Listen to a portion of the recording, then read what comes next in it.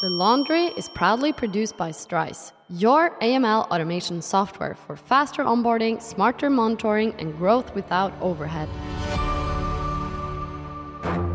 They're well educated. They seem to kind of come out of nowhere. They've got buckets of cash. And then if you scratch the surface, they've got some pretty powerful relatives and friends.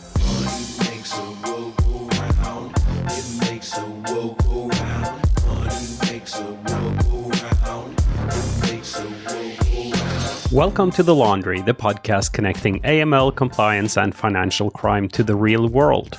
Young, highly educated, multilingual, tech-savvy, operating across multiple countries. In all modesty, kind of sounds like me. But I'm talking about the new face of Russian wealth and sanctions evasion. Yes, these are both sons, daughters, and other younger relatives of your typical oligarchs, who have now become the new cogs in the movement of money across borders through crypto and other illicit means. But make no mistake, stopping this network of young politically exposed persons is no child's play. I'm your host, Robin Lycka, Solutions Architect at Strise, and in this episode we're exploring the rise of the NepoPEPs. We'll be discussing who is the new face of Russia's golden youth, what financial crimes these networks are committing, and how the compliance community should look to react. To dive into this topic, I'm here with Rachel Wolcott, founding editor, Compliance Corylated. Rachel is an experienced financial journalist, author, and podcaster who spent more than a decade working at Thomson Reuters Regulatory Intelligence. She's now taking up the reins at Compliance Corylated, a new platform for compliance journalism. Welcome to The Laundry, Rachel. Thanks for having me. So I'm going to be honest, full disclaimer here, I have about 2,000 tabs open in my browser with all your articles now. But tell me, why do you want to wake up and investigate financial crime every day? Well, one of the motivating factors of investigating financial crime is to uncover some of the connections and some of the intersections with, financial services firms and increasingly crypto. And another big motivating factor is that financial crime has real world consequences. And we're going to talk about NepoPEPs and golden youth today. And so there the consequences are that money is being moved out of Russia overseas using crypto, using traditional bank accounts, et cetera, et cetera.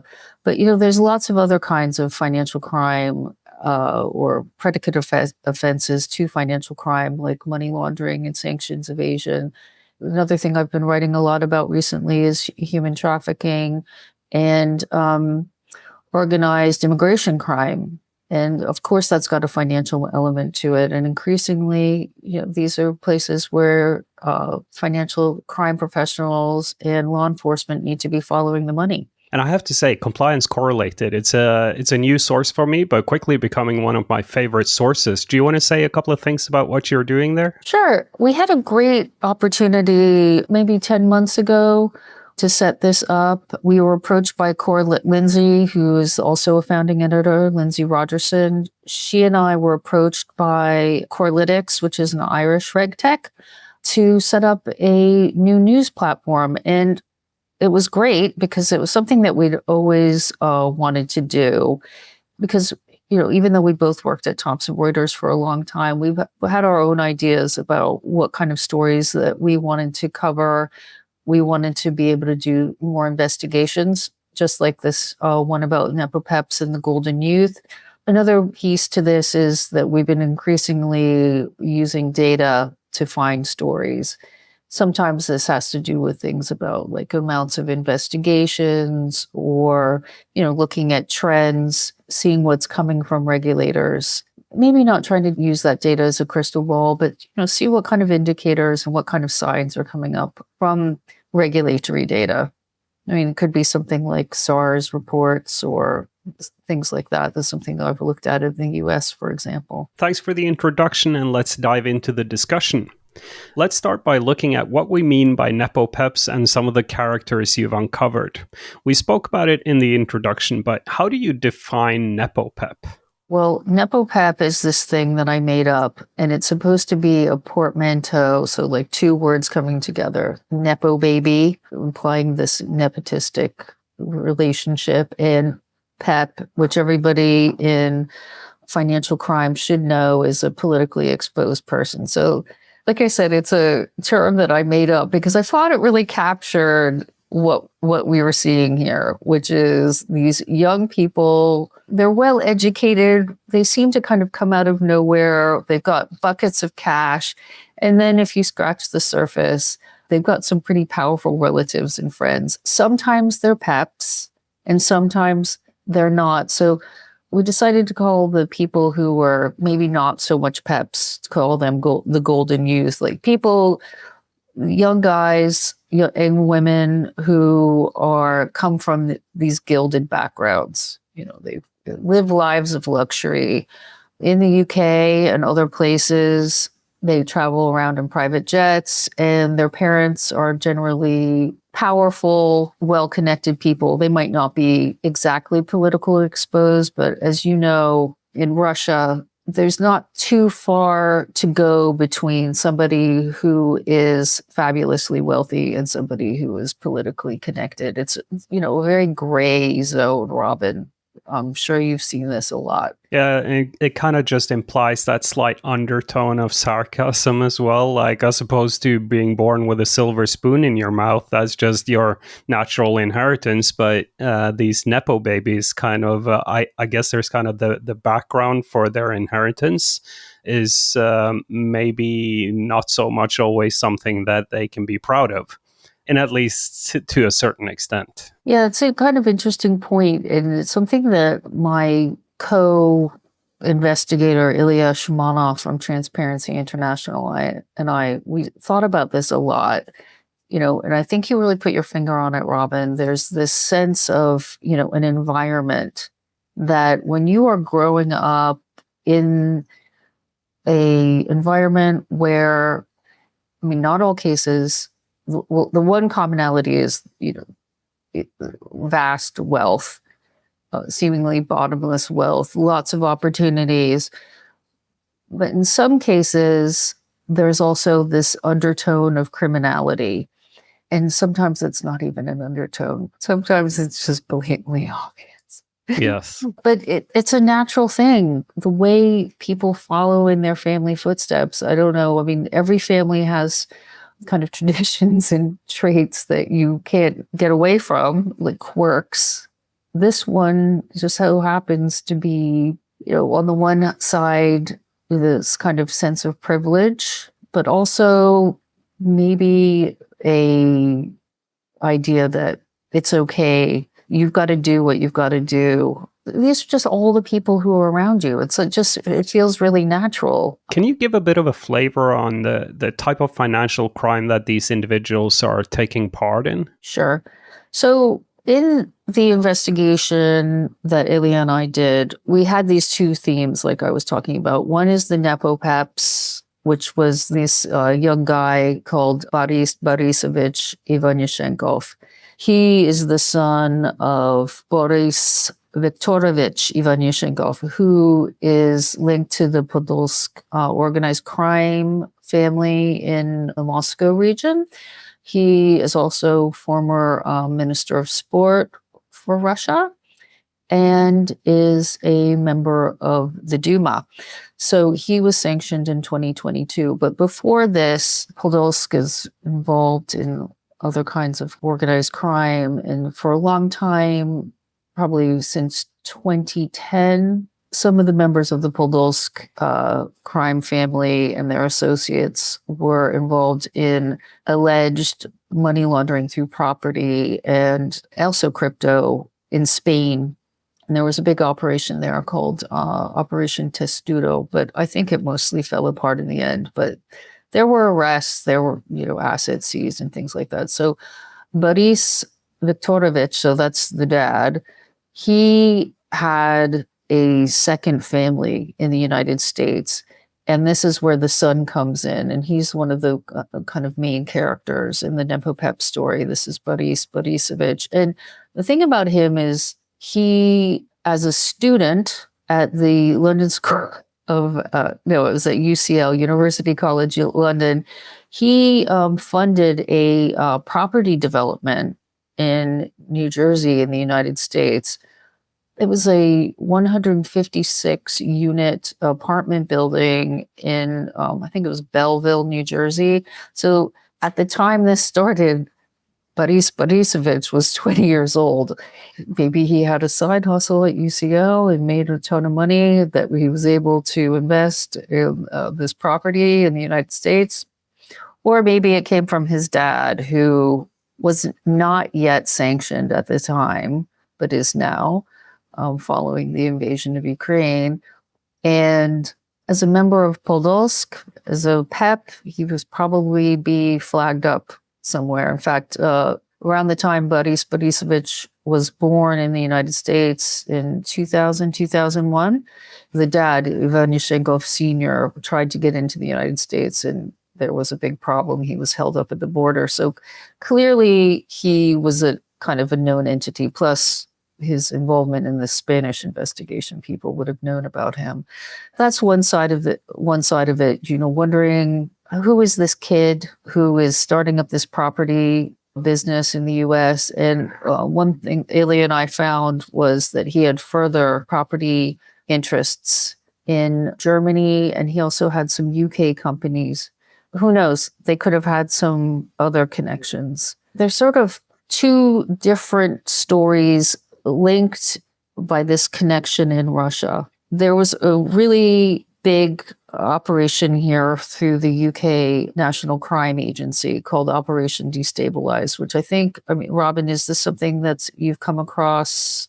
Yeah, mainly I look at ownership and roles, and I kind of see like the orchestration that happens, like typically, TUI, where they had a shareholder, Alexei Mordashov, and like his orchestration when he was hit by sanction, he moved the shares over to one of his daughters and his wife, and then overseas companies, etc. Yeah, so typically a lot of the same signs, but not as deep in the investigative work as you're doing. I typically just look at data. Well, data is always a good place to start. The point where Ilya Shumanov started looking at this was through this case of Semyon Kuksov, who's another really young guy, same age as Boris Borisovich, also went to private schools here in the UK. So he went to Charterhouse School, which is a pretty fancy private school in Surrey. Boris Borisovich went to some schools in Surrey and also, I think, West Sussex. So Semyon Kuksov, he was arrested in 2023, though. He's the son of a senior executive in the Russian oil and gas industry called Vladimir Kuksov. And he was headed up a company, I think he still owns it, called Akros. So Vladimir Kuksov is a seriously wealthy guy. He also owns property here in the UK. He sent his children here, Semyon and Alexander Kuksov. Then Semyon was arrested in 2023 as part of what became to be known as Operation Destabilize, because it turned out that he was running this enormous cash to crypto money laundering network, which was part of another network that we'll talk about in a little bit called Smart Network. Now, when he was arrested, the CPS put out a press release about it, and he was arrested with a young Ukrainian guy called Andrei Detska. This was what originally captured Ilya's attention, and he and I were having one of our chats, and one of the things that Ilya found was this connection between Semyon Kuksov and Boris Borisovich. So this is the son of Ivan Yushchenko Sr., the Podolsk and Duma member guy. It's hard to keep track of. So I hope everybody's able to keep up with all the characters in this story. What Ilya found was that Kuksov and Ivan Yushchenko, the children, shared a company together in Russia called Tudor Group. And that had been started in I think it was 2019. It's like, what is the purpose of this? I mean, at that time, these two were only 19 years old. Yeah, I actually looked into that from one of your articles, and I appreciate the screenshot from some kind of tool that you use, because I could see Tudor Group, and I kind of started looking into those companies in our graph model, and there's a lot of interesting stuff going on there. But how much have you seen about like ties to actual Russian authorities in these actions? Okay, so when it came out that Semyon Kuksov was like affiliated with the Smart Network, which was run by this woman who's also in jail now. I think she's awaiting trial, Ekaterina Ezhdanova. Ekaterina, yeah. The cash to crypto queen, as she's known. And one of her associates, this guy called Nikita Krasnov, who I think is still at large. So it became clear that Kuksov was part of this bigger network. I think it's interesting to think about the network in two ways. One, as a business that's being run by Ezhdanova and Krasnov, and also a more casual thing that would be based on some of Kuksov's associations and other wealthy people who he knows that are going to be using his services. He was also associated with another kind of money laundering scheme here in the UK that involved cars and a fraud having to do with some other Ukrainians. But I think when the NCA and the Americans made this big announcement about Operation Destabilize, the many layers of this network became clear. Operation Destabilize has uncovered and disrupted multi-billion-dollar Russian money laundering networks operating across Europe, South America and the Middle East. This complex criminality brought together different criminal networks, including drug cartels and cyber criminals, for their illegal mutual benefit. So far, we've arrested 84 people, including senior cash coordinators and couriers. We've seized £20 million in cryptocurrency and cash.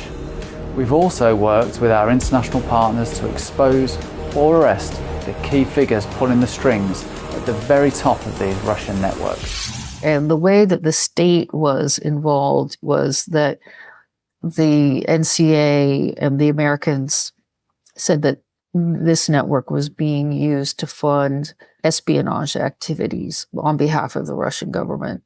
Another element to it was laundering money for ransomware gangs.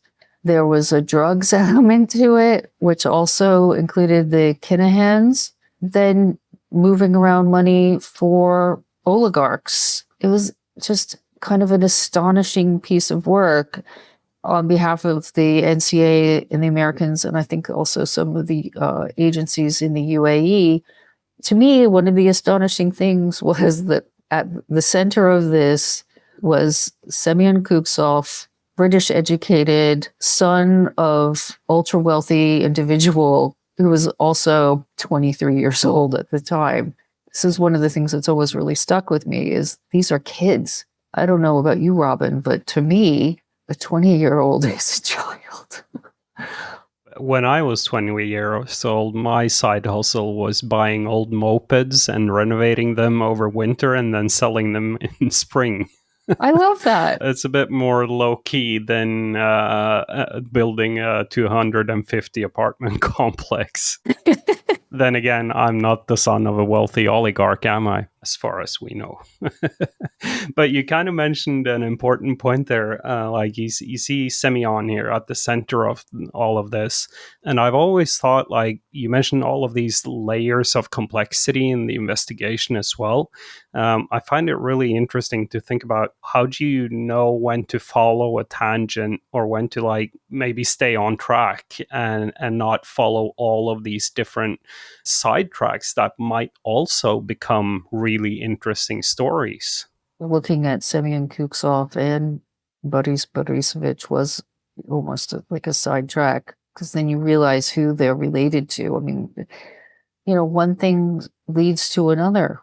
This is another thing about these cases that you start looking at some young guys. Boris Borisovich, let's be clear, he's never been charged or accused of anything. were just kind of meditating on his connection between Semyon Kuksov and making a note of his parentage, etc. Like you said, in the TUI case, sometimes wealthy parents use their children for various schemes. I think there was a case of this recently in the United States as well with Suleiman Karimov. I don't know if you saw the GVA Capital fine. He had put some private equity stakes in, I think, in his children's name. But I mean, it was obvious that it was linked back to him. And I think that, there's always been these wealthy Russians or politically connected Russians who have children who might be moving around a little more freely than they are. And they're always worth looking at. So obviously, Sergei Lavrov, the Russian foreign minister, he's got a daughter who, their second family living here in the UK. There's also somebody who I feel like is sort of the original NepoPEP, which is Lebedev, who's now, I think he's Lord Lebedev of Richmond in Siberia. Nobody asks where Yevgeny Lebedev gets his money from because everybody knows, but there you go. We'll be right back to talk about how this looks going forward and the impact on sanctions professionals. Don't go anywhere. Strise turns KYB from a costly burden into an automated winner. But don't just take my word for it. Let's hear what one of Europe's largest payment companies, Vipps Mobile Pay, has to say. In the olden days, there were people sitting there Googling the company name, all the brand names, the CEO and so on. I think they used more effort into the process than evaluating the outcome, and that's what I'm looking for. I would say Strise definitely helped us improve our productivity. So working more efficiently, working more risk-based, automating repetitive processes, and by this helping us, of course, to decrease costs, but also improve customer satisfaction. Being able to make low-risk decisions automated without long waiting times, that's of course extremely important. Strise, one tool that works in all our markets, that we are able to collaborate, to have streamlined processes, to have optimized processes, to have one tool, one source of truth that is collecting all the input from a lot of other sources, so you don't need to open 3 different tools, but everything consolidated one place. Either you are part of the scalable automation game and work risk-based as everyone else, or you will not survive the competition. Strise is really helping us realizing those ambitions and goals. Explore the AML Automation Cloud. Visit strise.ai for more information. Welcome back, and remember, all the laundry presenters are on LinkedIn, so drop us a message with your thoughts on this week's episode. We'd love to hear from you. We've talked about who these individuals are. Let's look at the consequences of their actions. So these are some of the cases that we know about. Do you get the feeling there are more out there that we don't know about? Of course, because there are so many wealthy Russians that aren't household names. So, for example, there are people who have been sanctioned, who get a lot of attention, like Roman Abramovich is a great example. The government has sanctioned Roman Abramovich. And I guess the first question that might be on a lot of Chelsea fans' minds is whether or not this means Abramovich will still be able to actually sell the club. The short answer would seem to be no, he can't. It seems that the government has issued what it calls a special licence, which effectively mean the club can continue trading and operating based on its current commitments and its current obligations. So, for example, I've seen commentary that says that the current season ticket holders can attend games because they've already contracted with the club. Spectators and what have you who want to buy tickets for games can't because that's a new transaction. He's sort of like a name brand oligarch. Yes. People who come up all the time. I have like a name the oligarch quiz that I sometimes do at presentations where I just have pictures of the oligarchs. So it's Roman Abramovich, Viktor Vekselberg, Oleg Deripaska, Mikhail Prokhorov, Mikhail Friedman, all the names, brand names. Yeah, Friedman's a great example too, because he's very active in the UK, or was. He's sanctioned. All these people have kids. Some of them have multiple families, just like we were talking about before the break. It's not uncommon. Actually, I don't know if you ever come across this family called the Plotnikovs. Vladimir Plotnikov, he's from Perm. He has, I think, at least 4 wives and many, many children. They are always jetting around. Now, Plotnikov isn't sanctioned, but if you were a Western bank and you had him as a client, I would definitely advise having a second look at him. But his kids are all over Instagram. They're always flying to Dubai, going on shopping sprees. There's like this whole luxury unboxing thing that happens on Instagram, even with these Russians. Like there's one where one of his children is in a very high-end jewelry boutique in Dubai with her mother, unboxing this luxury watch right there in the shop. There was a great video on YouTube by a Russian vlogger showing this same mother going through all her Instas. She's got like 37 luxury handbags, like worth millions of rubles. So this is the kind of stuff that comes up it is kind of a rabbit hole. I don't know. What do you think, Robin? Should people be looking at this more, or? I think they should. There's this glorification of it. It's one of those, if you know, you kind of know that there's something going on, because most people can't afford to buy 37 luxury brand handbags. Most people are lucky if they get to own one in the course of their lifetime. But I think it's a very important point with social media, that there's this glorification of going to these places where you have luxury items. You even see, like, just where I live in Oslo, the brand stores that I used to walk past on the high street have completely changed. Now we have all of these high-end luxury brands on the most important high street in Oslo, but it used to be just regular brand stores that you would walk into and you buy a fresh set of jeans or sneakers. And now you see these kids just staring and eyeballing in the windows and looking at stuff that they're never going to afford. But you talk about some of these connections being hidden as well. How do they hide it? The ones that are perhaps not as vulgar on Instagram. Social media did play a big part in this investigation. So we were able to look at Boris Borisovich Ivanushenkov on LinkedIn.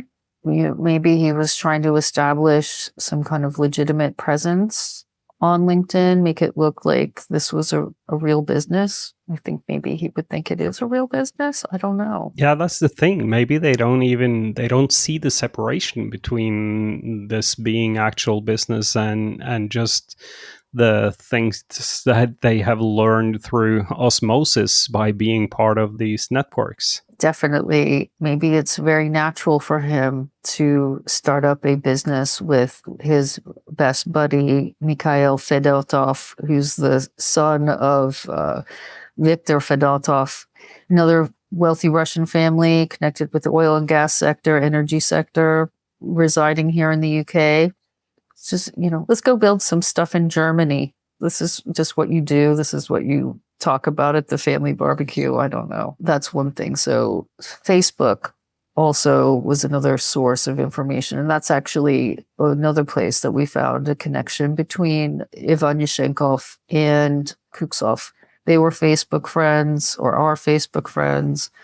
But the thing about Facebook now is a lot of these kids are off Facebook, or they're not updating it. So it's becoming sort of a less fruitful source in some cases, because the younger generation just isn't excited about posting on Facebook, although other people do. And you always wonder, like, what are you thinking?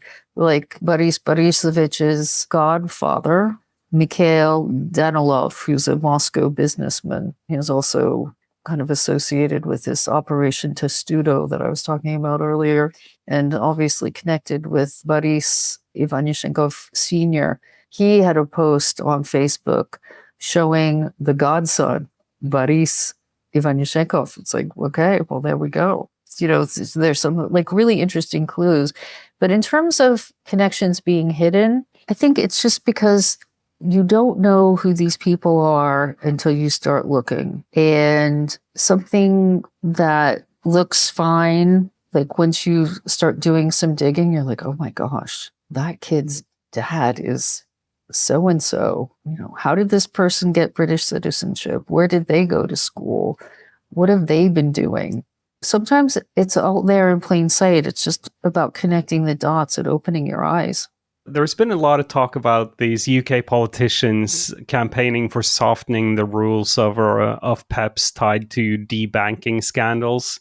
Do you think that this is actually a very bad time to be softening these rules? Yes. Yeah, kind of a Captain Obvious questions. And on the same path, do you think that sanctions are actually working in this regard? They are kind of stronger than the rules tied to PEP screening, etc. I think the softening of the Brits are making this distinction between foreign PEPs and domestic PEPs, which I always think is a residue of this very colonial idea that we have that all the bad things are happening elsewhere.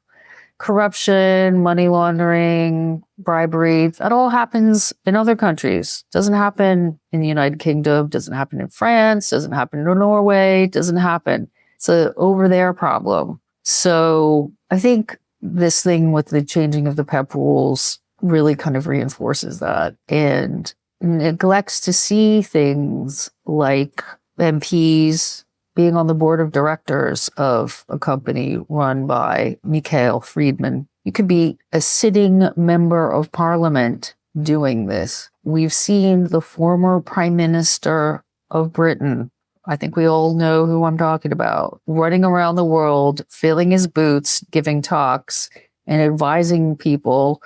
And by the way, he is very close with Yevgeny Lebedev. I mean, like, what are we thinking? This is crazy. So yes, of course, misguided. Maybe it all stems from this frustration that we're also seeing in the United States, that there was some kind of like wokest conspiracy to debank people because we didn't like the fact that they were right wing or some kind of nonsense like that. Like, financial crime risk is financial crime risk. It doesn't matter if you're in one political party or another. That's the one thing. On the other hand, about your point on sanctions, I think there have been a lot of recent examples to show how in the UK, we are not on top of sanctions enforcement. Like, they recently fined a company, I think £300,000 for making a payment. I think, first of all, the final notice was really unclear about what was going on. But one thing was clear, was that the actual payment that happened in 2018, and it takes all the way till 2025 for them to conclude the matter. And that's just one. Yeah, that's just one.